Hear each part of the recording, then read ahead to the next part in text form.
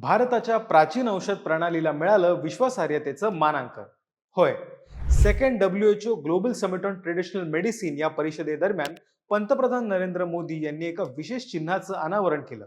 हे चिन्ह म्हणजे आयुष मार्क. आतापर्यंत ISI, ॲग मार्क अशा पद्धतीची चिन्ह आपण उत्पादनांवर पाहिली असतील. ही चिन्ह म्हणजे त्या त्या वस्तूच्या विश्वासार्हतेचं प्रतीक आहे.